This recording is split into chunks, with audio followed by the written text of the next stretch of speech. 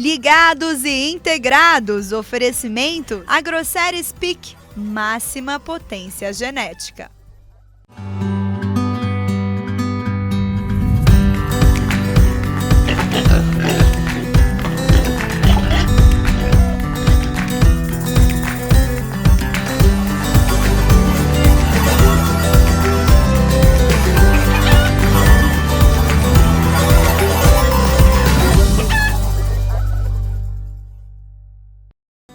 O Ligados e Integrados está só começando. Vamos começar a semana muito bem informados sobre o setor de aves e suínos.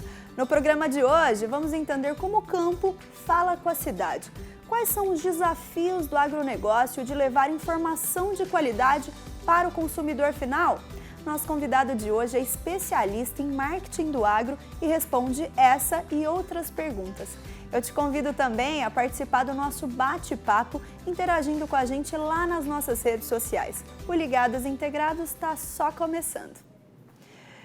Nosso setor está em constante evolução. Só no ano passado, a indústria de proteína vem registrando alta na produção e exportação.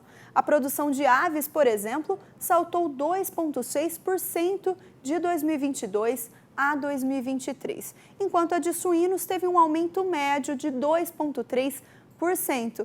Tudo isso com um único objetivo: levar carne segura à sua mesa. Mas será que a comunicação está acompanhando essa evolução? Para responder essa e outras dúvidas, convidamos o professor Luiz Tejon, doutor em educação, jornalista, publicitário e escritor. Bastante coisa, né, Tejon? Seja muito bem-vindo ao nosso programa. É uma honra te receber aqui hoje. Honra minha, Juliana. Parabéns. A ideia Ligados e Integrados é muito boa, né? Porque ela significa aí o desenvolvimento de muitos agricultores no país e nós temos que fazer uma integração cada vez maior com o consumidor final também. É isso aí, de todo o ecossistema que esse setor abrange, Sim. né, Tejon? Para a gente começar aqui, eu queria fazer uma pergunta, né? Queria que você me desse um panorama um pouco mais amplo de quais são os principais desafios que o agro enfrenta na comunicação com o consumidor final hoje, tanto interno como externo. Eu gostaria até de dar um exemplo positivo da comunicação com o consumidor final, parabenizando a BCS, Associação Brasileira de Criadores de Suínos, né? Lívia Machado, Marcelo, o pessoal da BCS, que nos últimos 12 anos tem feito um trabalho de valorização e de aumento do consumo per capita da carne suína, dobrando praticamente de tamanho, de 10 quilos per capita, chegando agora a cerca de 20 quilos per capita. Então, o trabalho que a BCS tem feito, ele é um trabalho que é um exemplo, que todas as cadeias produtivas deveriam seguir. E quando você me pergunta dos desafios a nível também internacional, eu diria, tem que fazer a mesma coisa. Desse exemplo da BCS aqui no Brasil, tem que fazer lá fora, também no exterior. Igualzinho, eu diria. Só daria um conselho para os nossos amigos da BCS, um pouco mais de mídia. Belo trabalho com supermercados no ponto de venda, mas um pouquinho mais de mídia faria bem. Legal, inclusive a gente vai falar um pouquinho mais deles no nosso bate-papo de hoje, Tejon. Para a gente continuar aqui, como que se avalia a importância de revelar o processo de produção da proteína para o consumidor, né? Desde a fase inicial lá no campo até chegar à nossa mesa. Vou até mais adiante na pergunta. Em que medida, né, a conscientização sobre a procedência dos produtos da proteína animal tem influenciado nas estratégias de comunicação do setor de aves e suínos, especialmente no contexto de rastreabilidade e certificações de qualidade? O mundo tem uma mudança considerável. Antigamente, vamos voltar no tempo aí, há 10, 15, 20 anos atrás, ninguém se importava de onde vinha a comida, quem fez, de onde fez. Praticamente o consumidor decidia ali na ponta do supermercado ou nos velhos tempos na mão do açougueiro, né? Voltando lá mais ao antigamente, ou da avícola, né? Voltando mais ao passado. Hoje, o consumidor tem um grande desejo de saber a origem. Por quê? Porque alimento, principalmente depois da pandemia, alimento virou um sinônimo de saúde. E como ele é feito, com que princípios ele foi feito, em que ambiente foi feito, quem fez, tá? Famílias agrícolas, passam a ser muito decisivo no ponto do consumo final.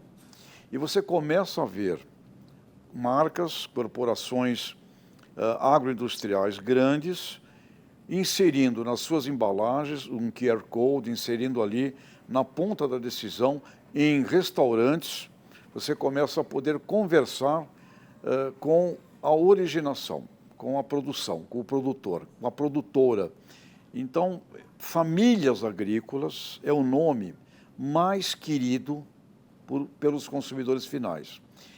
A união de famílias agrícolas com famílias consumidoras é o ponto estratégico que, se eu fosse dirigente de marketing de qualquer marca que chegasse no consumidor final, eu estaria hoje com a consciência muito clara que eu tenho que revelar e mostrar a minha originação. Então, isto é muito importante num conceito de uma integração. É muito importante porque você passa a ter ali não apenas um sistema de produção, você passa a ter ali um sistema de saudabilidade. E estas pessoas que originam dentro dos conceitos que são exigidos do ponto de vista de saúde, saúde do solo, saúde do alimento do animal, bem-estar animal, saúde da planta, saúde de todo esse sistema, essas pessoas serão cada vez mais valorizadas. Mas uma dúvida, Tejão, você acha que todos os consumidores têm essa preocupação ou a gente tem que trabalhar um pouquinho mais para as pessoas terem uma atenção maior a esse processo, se interessarem a esse processo que é feito a proteína? Os consumidores a nível mundial, eles sempre buscam uma relação de preço com qualidade.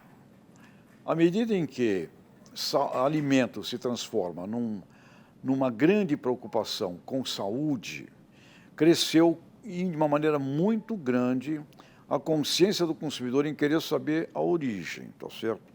Agora, ainda não tem, claro assim, uma vontade de pagar mais. Ele quer preço e diminuição de riscos. Este trabalho ele tem que ser feito pelo setor que chega na ponta do consumidor, mostrando que aquela marca, aquele produto tem isso para oferecer. Então, eu te diria que os consumidores finais preferem o conceito de natural. Os setores agroindustriais sofrem com uma certa pressão, e aí tem exageros e tem loucuras nisso, que é não quero o alimento, e aí vem nomes que não fazem sentido, mas são nomes que são usados, eu não quero alimentos superprocessados, hiperprocessados, indústria, querem o natural. Então, a presença das famílias agrícolas confere uma percepção automática de que ali tem natureza. E efetivamente tem natureza. Então, a tendência é inexorável. Vai para uma valorização da originação. Companhias que não revelem a originação, eu creio que em 5, 6, 7 anos não terão condição de competir. Isso aí. Tejão, você trouxe já o exemplo da BCS, eu também vou citar mais uma vez aqui. No nosso setor, a gente tem associações, né, como a BCS, que promove campanhas aí para incentivar o consumo da carne suína, né? Eles tiveram uma campanha ano passado, bom de mesa, bom de prato, para incentivar o consumidor a comer a carne suína e mostrar o preço competitivo dessa carne. Qual que você acha que é o papel dessas campanhas educativas, informativas, promovidas pelo setor na formação de hábitos de consumo mais conscientes entre os brasileiros? Não basta mais simplesmente falar da marca por falar, e nem apresentar um filme criativo, um poder publicitário, uma música bonita. É muito importante que no conteúdo da propaganda, no conteúdo dessa comunicação, existam instrumentos educativos. Até porque, quando você vai se nutrir com a consciência da nutrição que tem naquela parte, que tem naquele corte, que tem naquele suíno, naquela ave, quando você come aquilo consciente, isso impacta os seus neurônios e faz com que você coma melhor. Não é a quantidade, mas é a qualidade. Então, A educação com relação ao alimento é fundamental e uma outra grande preocupação que é o desperdício. Desperdício é um mal gigantesco quando você tem no mundo 4 bilhões de seres humanos que comem mal, 1 bilhão praticamente que não tem comida. Então, o desperdício é uma coisa que é meio intolerável. Desperdício do alimento e consciência da nutrição de cada grama do alimento é um aspecto qualitativo de grande valor. E isto significa as marcas e as empresas têm que entender que elas são organizações educadoras.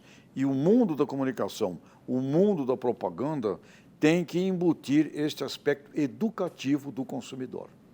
Tem que fazer esse papel também, né? Tem que se conscientizar que precisa desse papel. Tejão, no seu livro que está aqui na mesa, né, com a gente, Agroconsciente, você comenta como a segurança alimentar brasileira pode se tornar uma referência, né? Basta o governo e o setor se alinharem, né? Você pode apontar quais seriam algumas das soluções para o Brasil de fato alcançar essa marca? Como? Para o Brasil de fato alcançar essa marca como referência na segurança alimentar? Pessoal que está conosco aqui, olha o mapa, mundo. Você vai ver o Brasil inserido no cinturão tropical do planeta Terra, entre o Trópico de Câncer e Capricórnio. Olhe o mapa e observe a população existente nessa faixa do planeta. Observe os países, níveis de pobreza que tem ali, níveis de necessidade alimentar. Então, quando você olha o mundo e vê o Brasil, o que ele se transformou, ele tem uma importância gigantesca, não apenas porque em tudo que nós produzimos aqui, nós somos a 4ª maior agricultura em grãos do mundo. Em muitas categorias somos a primeira. Em muitas não somos a primeira em produção, mas somos a primeira ou segunda em exportação. Agora, quando você olha para o mundo, o único lugar do mundo que pode crescer nos próximos 10 anos é o Brasil. Nós podemos crescer onde nós já somos grandes, temos espaço, temos ciência, temos tecnologia, temos recursos humanos e temos um mercado para o mundo que nós temos que olhar, que é o mercado, aquele mercado que ainda não está inserido na demanda que já é percebida. E temos uma outra coisa importante para o mundo, além de podermos crescer no que já fazemos, crescer naquilo que nós ainda não fazemos, nós temos uma condição de levar para o planeta Terra a competência brasileira, competência industrial, e eu vou ver aqui, não tenho dúvida que nós vamos ver famílias agrícolas que serão convidadas, eu espero que com seus sucessores, a desenvolverem integrações em vários países dessa faixa tropical do planeta Terra. Marcas brasileiras, empresas brasileiras com recursos humanos de técnicos, pessoal da agroindústria, de cientistas e gente que sabe fazer isso no ambiente tropical do mundo. O Brasil é de uma importância para a segurança do planeta Terra simplesmente fascinante. Nós sabemos fazer um agroambiental, um agroeconômico e um agrosocial. Ambiental, econômico e social é uma extraordinária representação do motivo que nos traz aqui no teu programa, que é o mundo da integração. Eu participei do lançamento, da chegada aqui no Brasil, da genética suína, da Agroceres PIC. Participei aqui de um movimento na área da avicultura também, nos meus períodos da Agroceres com a Agroceres Ross, e eu assisti o que foi a mudança tecnológica, a mudança comportamental, a mudança de todo esse sistema agroindustrial a partir dessa genética. Como ela alterou as possibilidades de produtores evoluírem e, ao mesmo tempo, de você criar uma possibilidade de um brutal crescimento no consumo. O frango, espetacular, o frango nos anos 60 tinha um consumo per capita menor até do que suíno. Hoje é o maior do país. E o suíno, a partir da produtividade, da tecnologia dentro das granjas com a agroindústria e o trabalho de divulgação, que temos que salientar, muito importante, está aí nessa posição hoje extraordinária. Então, esse sistema envolve ciência, genética, técnicos, recursos humanos, treinamento, educação e integração. E a integração é muito importante porque é quando a agroindústria compreende que ela tem que cuidar dos seus originadores. Tem que fazer os originadores prosperarem, progredirem, se preocupar com as famílias, com os sucessores. Então, eu sou um apaixonado do sistema da integração porque vivi isto pessoalmente, né? No exemplo aqui que acabei dando da introdução no país da genética da Agroceres Pick e da Agroceres Ross, que não é mais, hoje a Agroceres não está mais nesse ramo, outras genéticas no campo da avicultura. Porém, que trabalho fascinante a gente assistiu no mundo do suíno, no mundo do frango aqui no país. E você pergunta, chegamos a um limite? Muito ao contrário. O Brasil tem mercados espetaculares no mundo inteiro e, novamente, do que eu disse agora há pouco. Tem muito não a crescer, só né, Tejão? Exportando produtos, mas exportando conhecimento e tecnologia. Queria fazer uma última pergunta breve aqui para você. Quais você acha que são os principais temas que o agro hoje está buscando abordar na sua comunicação com o consumidor?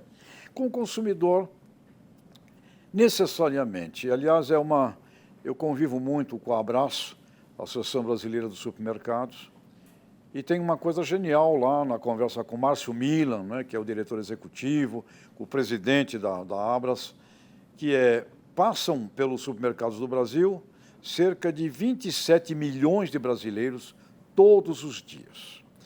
E conversando com eles, eu disse, vocês não são mais simplesmente um ponto de venda, vocês são um ponto de educação. Rastreabilidade, certificação, mas mais do que isso, um compromisso de educar seres humanos para um consumo consciente. Nosso último livro, Agroconsciente, envolve necessariamente o consumo consciente, porque o consumo consciente, você tem aproximadamente no mundo cerca de 1 bilhão e 200 milhões de pessoas que têm ótima comida, tudo para comer, mas se nutrem mal, né? E você tem, outro lado, gente que não tem comida suficiente. Então, gente que tem comida, um grande percentual não sabe comer corretamente, além do desperdício. Então, educação, eu diria que é o cerne mundial, né? de tudo isso, e nasce desde o berço, viu? Isso tem que acontecer já no útero materno e desde o berço uma educação consciente com relação ao alimento.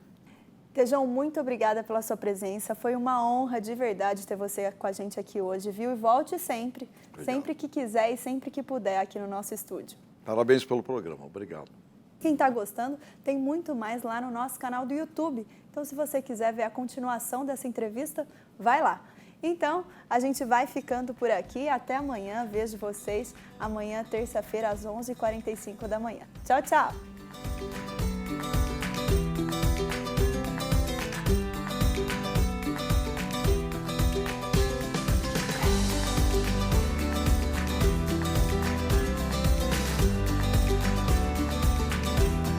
Ligados e integrados, oferecimento Agroceres Pick, máxima potência genética.